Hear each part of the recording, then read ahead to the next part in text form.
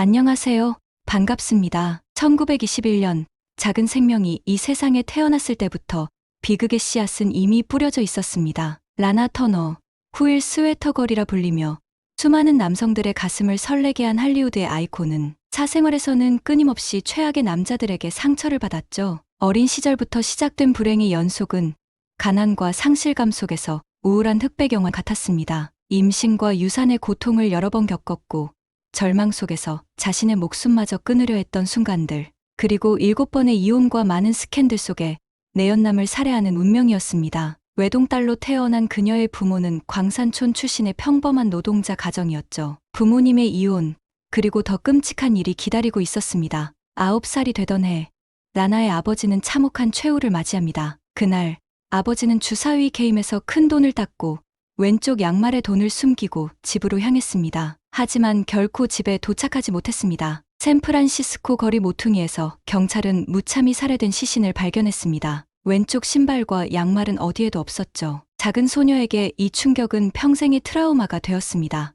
미해결 살인 사건으로 남은 아버지의 죽음은 어린 라나의 삶에 깊은 그림자를 드리웠습니다. 하지만 이것은 시작에 불과했습니다. 어둠 속에 침잠해가는 어린 소녀는 무언가 의지할 것을 필사적으로 찾고 있었습니다. 라나 터너가 어린 시절 꿈꿨던 직업은 다름 아닌 수녀였습니다. 1930년대 초 대공황의 혼란 속에서 어쩌면 수녀원은 가난한 소녀에게 안식처로 여겨졌을지도 모릅니다. 하지만 신의 계획은 달랐죠. 거룩한 삶을 향한 소녀의 꿈은 이내 좌절되고 전혀 다른 운명이 기다리고 있었습니다. 고등학교 3학년 어느 날 수업을 빼먹은 사소한 결정이 역사를 바꿨습니다. 근처 카페에서 코카콜라 한 잔을 주문한 순간 할리우드 리포터 윌리엄 R. 윌커슨의 시선이 그녀에게 꽂혔습니다. 비록 미성년자였지만 성숙한 몸매와 천진난만한 얼굴을 지닌 라나는 윌커슨의 눈에 단번에 들어왔죠. 윌커슨은 라나가 스타가 될 제목이라고 생각했습니다. 그리고 라나에게는 다른 소녀들이 갖지 못한 특별한 무언가가 있었다고 합니다. 1936년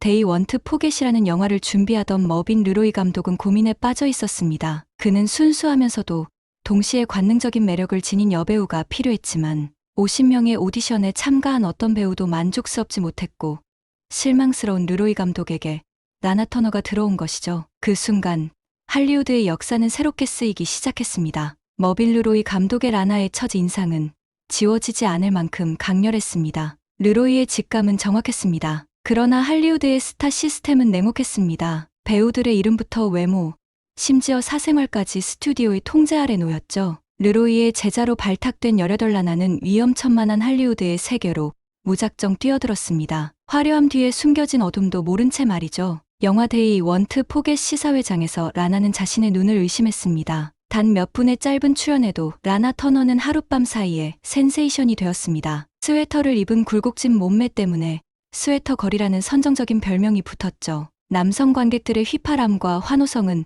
어린 배우를 당혹스럽게 했습니다. 1930년대 후반 할리우드는 미투 운동 같은 개념이 존재하지 않던 시절이며 미모의 여배우들은 늘 사냥감처럼 여겨졌죠. 1939년 라나는 빠른 속도로 슈퍼스타의 길을 걷고 있었습니다. 30살의 변호사 그렉슨 바우처와 만났을 때 순진한 마음으로 그를 자신의 백마탄 왕자라고 믿었죠. 하지만 현실은 얼마나 잔인한지 그녀는 몰랐습니다. 어린 나이에 세상의 모든 남자들의 시선을 한 몸에 받던 라나에게 세련된 변호사의 접근은 너무도 매력적으로 다가왔을 테죠. 겉으로만 보면 그렉 바우처는 완벽 그 자체였습니다. 매력적이고 예의 바르며 성공적인 변호사, 심지어 까다로운 MGM의 수장 루이스 메이어까지 관계를 승인했으니까요. 바우처는 30년대 할리우드에서 가장 인기 있는 독신남이었어요. 두 사람은 때려야 뗄 수 없는 커플이 되어 시사회장, 나이트클럽, 비공개 파티를 종횡무진 누비며 할리우드의 화려한 밤문화를 즐겼습니다. 라나는 바우처를 만나기 전까진 누구와도 진정한 사랑을 나눈 적이 없었거든요. 하지만 그와 잠자리를 가진 첫 경험 이후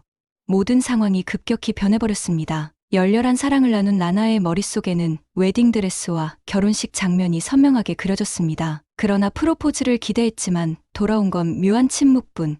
그래도 라나는 밀어붙이지 않았습니다. MGM 스튜디오 입장에선 미혼 상태의 라나가 훨씬 더 상품 가치가 높았기 때문에 모른 채 한 것이죠. 1930~40년대 할리우드는 여배우의 결혼이 스타성을 떨어뜨린다고 믿었습니다. 라나는 새로운 작품에 열중하며 바우처와의 관계도 이어가던 어느 날 청천벽력 같은 소식이 날아들었습니다. 바우처는 조안 크로포드뿐만 아니라 여러 여배우와 동시에 관계를 유지하고 있었거든요. 이 충격적인 배신 이후 바우처는 서서히 라나의 삶에서 사라졌습니다. 성공에 힘입어 새로운 자신감을 얻은 라나는 이제 스튜디오와의 관계에서도 주도권을 쥐기 시작했습니다. 메이어에게 전용 분장실을 요구하는 대담함까지 보였죠. 그리고 영화 댄싱 코에드의 주인공 자리까지 따내며 촬영장에서 밴드리더 아티쇼와 만났을 때 첫눈에 반한 건 아니었습니다. 춤추는 장면을 촬영하면서 어쩔 수 없이 마주쳤을 뿐 서로에게 어떤 호감도 느끼지 못했죠. 특히 아티의 건방진 자신감과 할리우드를 향한 경멸적인 태도는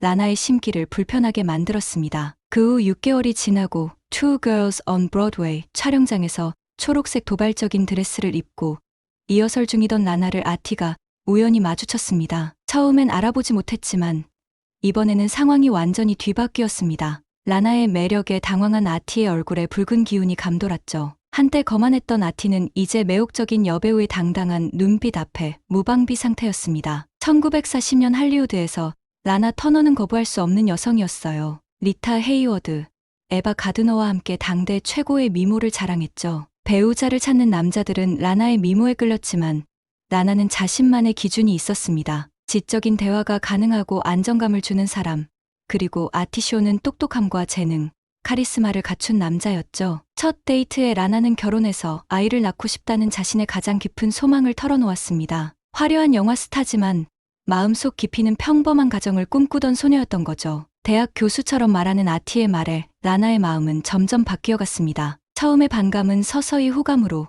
그리고 급기야 열정으로 바뀌었죠. 그러나 라나는 치명적인 실수를 저지르게 됩니다. 21살의 충동적인 결정이 앞으로의 인생을 어떻게 뒤흔들지 모른 채 말이죠. 단 한 번의 데이트로 라나는 아티쇼의 청혼을 받아들였습니다. 1940년 2월 두 사람은 아무도 모르게 라스베이거스로 달아나 서둘러 결혼식을 올렸죠. 소식을 들은 MGM 스튜디오의 루이스 메이어의 분노는 하늘을 찔렀습니다. 라나에게 겨우사흘의 신혼여행만 허락한 채 즉시 복귀를 명령했죠. 임신까지 금지하는 초강수를 두었습니다. 스튜디오 입장에서 라나의 충동적인 행동은 수백만 달러짜리 투자를 위협하는 행동이었으니까요. 1940년대 할리우드에서 여배우들은 스튜디오의 소유물과 다름없었어요. 특히 결혼은 인기 하락을 의미한다고 여겨졌죠. 하지만 10살이나 연상인 아티에게 빠진 라나는 안정과 보호를 갈망했습니다. 아버지 없이 자란 어린 시절의 빈자리를 남편으로 채우고 싶었던 거죠. 그러나 신혼 첫날 밤부터 기대와는 너무나 달랐습니다. 아티쇼 스스로도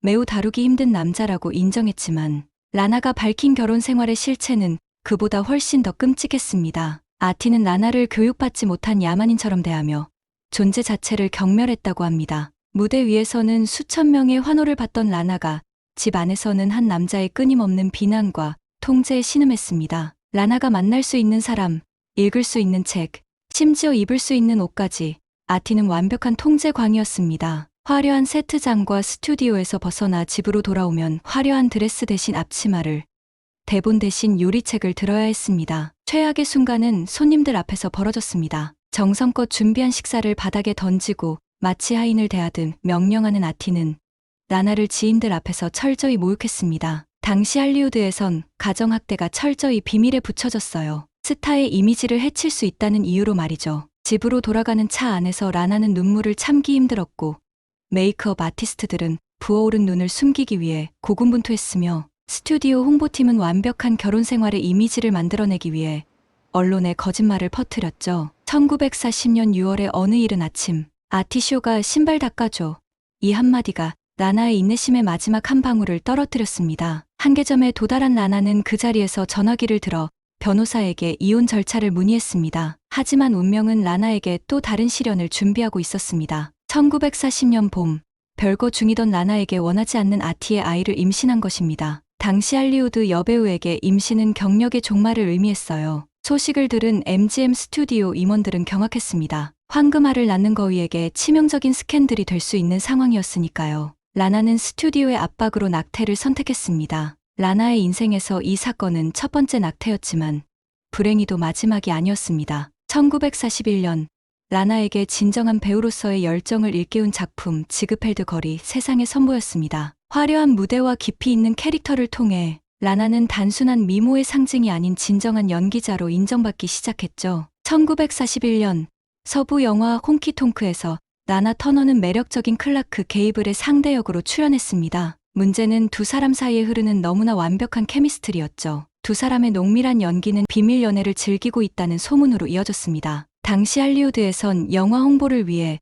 배우들의 스캔들을 의도적으로 만들어내기도 했어요. 관객들은 스크린 속 로맨스가 현실이길 원했으니까요. 가십지들은 두 사람의 열정적인 키스신을 증거로 내세우며 관계를 단정지었죠. 1942년 라나의 인생에 또 다른 남자가 등장합니다. 스테판 크레인, 키 크고 잘생긴 데다 돈 냄새가 물씬 풍기는 목소리의 소유자였죠. 자신을 담배 회사 상속자라고 소개하며 화려한 사업 전망을 늘어놓는 모습에 라나는 순식간에 매료되었습니다. 라나는 할리우드의 속물적인 면에 지쳐있던 시기였어요. 영화계와 전혀 관련 없는 사람, 그저 정상적인 삶을 살고 있는 남자가 매력적으로 느껴졌죠. 라나에게 스테판은 모든 면에서 완벽해 보였습니다. 세련된 매너, 지적인 대화, 그리고 무엇보다 영화 산업과는 거리가 먼 보통의 삶을 약속하는 듯 했으니까요. 가십거리에 지친 라나에게 이것은 마치 오아시스와도 같았습니다. 하지만 스테판의 화려한 이야기 뒤에 어두운 비밀이 숨겨져 있다는 사실을 라나는 전혀 눈치채지 못했습니다. 가장 아름다운 미소 뒤에 가장 교묘한 거짓말이 숨어 있죠. 담배 재벌 상속자라던 스테판의 작은 아파트는 거대한 모순이었습니다. 하지만 사랑에 빠진 라나의 눈에는 빨간 신호등이 전혀 보이지 않았죠. 심지어 MGM의 루이스 메이어가 그 남자는 범죄 조직과 연루되어 있으며 라나의 명성이 하루아침에 무너질 수 있다고 엄중하게 경고했습니다. 1940년대 할리우드에서 갱단과의 연루는 치명적인 스캔들이었습니다. 그러나 라나는 이 충고를 무시하는 치명적인 선택을 했습니다. 마치 악몽 같은 첫 결혼의 복사본처럼 라나는 스테판과의 관계에서도 똑같은 실수를 반복했습니다. 1942년 7월 두 사람은 라스베가스로 도주하듯 달려가 서둘러 결혼식을 올렸습니다. MGM 스튜디오의 분노를 피해 언론의 눈길이 닿지 않는 곳에서 비밀리에 진행된 결혼이었죠. 결혼 직후 화려한 외양 뒤에 숨겨진 스테판의 진짜 모습이 서서히 드러나기 시작했습니다. 라나는 자신의 수입으로 충분히 호화로운 생활을 유지할 수 있었습니다. MGM의 간판 스타로서 주급은 계속해서 상승 곡선을 그렸으니까요. 그러나 스테판은 라나의 화려한 삶에 무임승차하고 있었습니다. 할리우드의 파티에 그녀를 이용해 유명인사들과 교류하며 자신의 사업적 네트워크를 쌓았고 다양한 사업 제안을 받기도 했습니다. 1942년 가을 라나는 가장 충격적인 진실과 마주했습니다. 스테판이 이전 결혼에서 이혼 절차를 마치지 않았으며 법적으로 라나와의 결혼은 무효였고 불법 이중 결혼이 되어 있었던 것입니다. 분노와 배신감에 휩싸인 라나는 즉시 짐을 싸서 집을 나왔습니다. 그러나 얼마 지나지 않아 라나는 충격적인 사실을 알게 됩니다. 임신, 마치 데자비처럼 첫 번째 결혼에서와 똑같은 상황이 반복된 것이죠. 하지만 이번에는 라나의 선택이 달랐습니다. 첫 번째 임신 때와 달리 라나는 아이를 지키기로 결심했습니다. 그러나 임신 중에 심각한 합병증이 발생했습니다. 의사들은 라나의 건강을 위해 낙태를 권고했지만 그녀는 단호하게 거부했습니다. 결국 1943년 7월 라나는 딸 셰리를 출산했습니다. 하지만 가정의 행복은 오래가지 못했습니다. 스테판의 도박 중독과 실업 상태는 결혼 생활을 파탄으로 몰아갔고 1944년 두 번째 이혼을 감행했습니다. 하지만 1940년대는 점점 더 악화일로를 걸었습니다. 마치 운명이 라나에게 아직 시련은 끝나지 않았다고 속삭이는 것 같았습니다. 라나 터너와 타이론 파워는 함께 있을 때 마치 그림 같은 한 쌍이었습니다. 1940년대 중반 두 사람의 비밀 연애는 할리우드에서 가장 뜨거운 화제였죠. 문제는 타이론이 이미 결혼한 남자였으며 그의 프랑스 배우 아나벨라와의 결혼 생활은 안정적이었습니다. 결국 두 사람의 관계는 호텔방과 비밀 만남으로 제한될 수밖에 없었죠. 1946년 어느 날 라나에게 가슴 아픈 선택의 순간이 찾아왔습니다. 타이론의 아이를 가진 것이죠. 스튜디오 계약과 결혼 상태를 고려했을 때 이 임신은 두 사람 모두의 경력에 치명타가 될 수 있었습니다. 스캔들은 경력의 종말을 의미했고 특히 여배우에게는 더욱 가혹했죠. 고민 끝에 라나는 낙태를 선택했습니다. 심장이 찢어지는 결정이었지만 현실적인 선택이었죠. 타이론과 이별하고 라나는 공허함을 채우기 위해 다양한 관계에 뛰어들었습니다. 프랭크 시나트라와의 짧은 로맨스는 음악과 영화의 두 거장이 만나 화제를 모았죠. 항공업계의 거물 하워드 휴즈와의 관계도 잊을 수 없는 경험이었습니다. 휴즈는 라나에게 상상할 수 없는 사치품을 선사했지만 휴즈의 변덕스러운 성격과 통제 욕구는 독립적인 라나와 맞지 않았죠. 1948년 라나의 삶에 새로운 남자가 등장했습니다. 백만장자 사교계 인사 헨리 제이 밥토핑 주니어는 미국 철강 왕가의 일원으로 자신의 부와 매력을 과시하는데 인색하지 않았죠. 특히 라나의 술잔에 숨겨진 10캐럿 다이아몬드 반지는 할리우드 역사상 가장 화려한 프로포즈로 기억되고 있습니다. 반지가 술잔에서 건져졌을 때 모든 여성들의 시선은 질투로 가득 차 있었지요. 토핑의 프로포즈 이후 불과 몇 주 만에 결혼식을 올립니다. 그러나 이 화려한 결혼은 라나의 경력에 예상치 못한 문제를 일으키기 시작했습니다. 결혼식 다음 날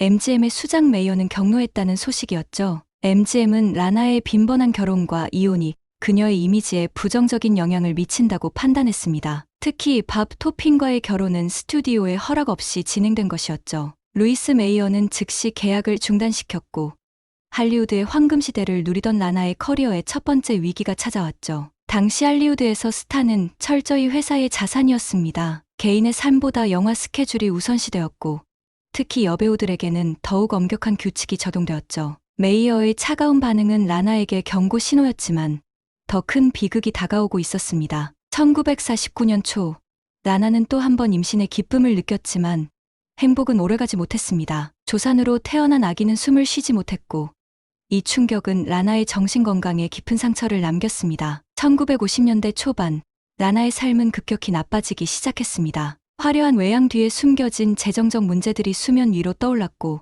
파산의 위기까지 맞았죠. 만성 우울증은 그녀의 일상을 잠식해갔고 매일 아침 눈을 뜨는 것조차 고통이었습니다. 밤마다 악몽에 시달리며 태어나지 못한 아이들이 부르는 꿈속에 깨어나면 백앤잇이 문물로 흥건했죠. 고통과 절망에 짓눌린 라나는 결국 극단적인 선택을 했습니다. 욕실 문을 잠그고 손목을 그었던 그 순간 라나의 내면에는 더 이상 빛이 보이지 않았습니다. 그러나 운명은 라나에게 또 한 번의 기회를 주었습니다. 우연히 방문한 매니저가 이상한 낌새를 느끼고 문을 부수고 들어와 긴급히 도움을 요청했기 때문이죠. 목숨은 건졌지만 라나의 영혼은 이미 깊은 상처를 입은 상태였습니다. 밥 토핑과 이혼한 지 1년도 되지 않아 라나는 또 다른 남편을 맞이했습니다. 당시 정글의 왕자 타잔 역할로 유명했던 렉스 바커는 완벽한 외모와 매력적인 성격으로 라나의 마음을 사로잡았죠. 하지만 이 결혼 역시 비극을 향해 달려가고 있었습니다. 1956년 MGM은 라나와의 계약을 전격 해지했습니다. 20년 가까이 스튜디오의 딸로 살아온 라나에게 이것은 정체성의 상실과도 같았죠. 그리고 임신이 되었으나 7개월까지 견뎌낸 희망이 무너지며 아기를 잃었습니다. 1957년 라나의 삶에 가장 충격적인 진실이 드러났습니다. 딸 셰릴이 계부 렉스 바커에게 지속적으로 성폭행당했다는 14살 소녀의 고백은 라나의 모든 세계를 무너뜨렸으며 몸속에 있던 모든 피가 얼어붙는 것 같았습니다. 렉스가 돌아오자 권총을 꺼내들고 그를 위협하며 소리쳤습니다. 그때 렉스의 얼굴에서 모든 혈색이 사라지고 겁먹은 비겁자의 진짜 모습을 보았다고 합니다. 라나는 딸을 보호하기 위해 모든 것을 걸었습니다. 그러나 라나의 삶의 가장 어두운 터널은 아직 지나지 않았습니다. 그녀의 운명을 완전히 바꿔놓을 충격적인 사건이 기다리고 있었기 때문이죠. 1957년 레이디 테이크 어 플라이어 촬영장에 매일같이 도착하는 꽃다발과 정체불명의 전화에 라나의 일상이 흔들리기 시작했습니다. 발신자는 스스로를 존 스틸이라 소개하며 신비로운 분위기를 풍겼죠. 그의 집요한 구애에 라나는 경계를 허물기 시작했으며 할리우드 여왕의 고독을 채워주는 완벽한 기사처럼 보였습니다. 결국 라나는 그와의 데이트를 수락했고 두 사람의 위험한 춤이 시작되었죠. 그러나 달콤한 꿈은 오래가지 않았습니다. 어느 날 친구로부터 충격적인 전화를 받은 라나는 존 스틸의 진짜 정체는 로스앤젤레스 최악의 갱단 두목 미키 코엔의 오른팔 조니 스톰파나토였습니다. 고릴라라는 별명으로 불리던 그는 코엔의 더러운 일을 처리하는 폭력 전문가였죠. 할리우드에서 미키 코엔이란 이름은 공포 그 자체였습니다. 스톰파나토와 관계를 맺었다는 것은 악마와 계약을 한 것과 같았죠. 그러나 관계를 끊으려 했지만 이미 늦었습니다. 스톰파나토는 집요하게 라나를 따라다녔고 점점 소유욕을 드러내기 시작했습니다. MGM 스튜디오 앞에서 기다리고 심지어 셰릴의 학교 앞까지 나타나는 집착적 행동은 라나를 공포에 떨게 했죠. 런던의 안개처럼 그의 존재는 숨쉬기조차 힘들 정도로 항상 주변을 맴돌았습니다. 영국 촬영장에서의 악몽 같은 일이 발생합니다. 어나더 타임, 어나더 플레이스 촬영을 위해 런던으로 건너간 라나를 스톰파나토가 깜짝 방문했습니다. 처음엔 감동적인 서프라이즈처럼 보였지만 라나가 그의 촬영장 방문을 거절하자 상황은 급변했죠. 촬영장으로 쳐들어와 라나와 출연했던 슌 코너리를 총으로 위협한 것이죠. 코너리의 행동은 영화보다 더 드라마틱했다고 합니다. 총을 든 스톰파나토의 손목을 단숨에 꺾어버리는 모습을 봤을 때 잠시나마 안도감을 느꼈다고 합니다. 하지만 슌 코너리조차도 라나를 지속적으로 보호할 수는 없었습니다. 스톰파나토와 함께 있는 모든 순간이 폭발 직전에 폭탄 옆에 앉아있는 느낌이었으며 언제 터질지 모르는 공포, 매일 살얼음판을 걷는 기분이었습니다. 1958년 봄,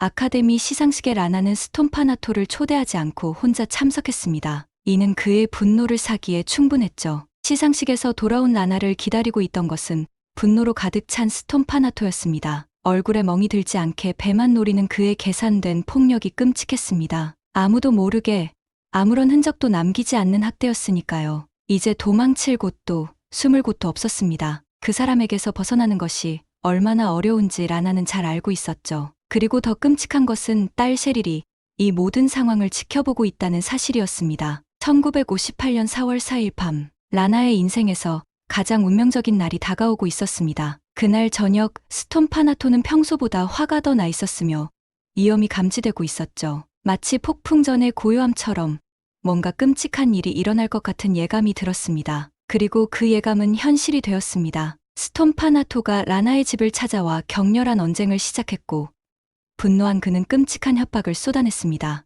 라나뿐만 아니라 그녀의 어머니 그리고 딸 셰릴까지 모두 죽이겠다는 위협이 벽을 타고 울려 퍼졌죠. 스톰파나토의 눈빛에서는 이미 살해가 느껴졌다고 합니다. 허언이 아닌 실행에 옮길 의지가 엿보였다는 것이죠. 옆방에서 모든 상황을 듣고 있던 셰릴은 어머니를 향한 폭언과 위협의 공포와 분노가 교차했습니다. 마침내 인내의 한계에 다다른 소녀는 부엌으로 달려가 날카로운 칼을 집어들었습니다. 그 순간 이미 돌이킬 수 없는 강을 건너고 있었죠. 예리한 칼날이 스톰파나토의 복부를 관통했고 그는 바닥에 쓰러졌습니다. 이때 스톰파나토의 흰 셔츠가 붉게 물들어가는 끔찍한 현실을 직시할 수밖에 없었습니다. 라나의 비명소리에 경비원이 달려왔고 고지역 경찰과 구급대원들이 저택을 가득 메웠습니다. 경찰이 셰리를 데려갈 때 아이의 두 눈에 담긴 공허함이 라나의 가슴을 찢었습니다. 어린 나이에 누군가의 죽음을 목격하고 더구나 그 원인을 제공했다는 사실이 얼마나 큰 충격이었을까요? 법정 앞은 마치 서커스장을 방불케 합니다.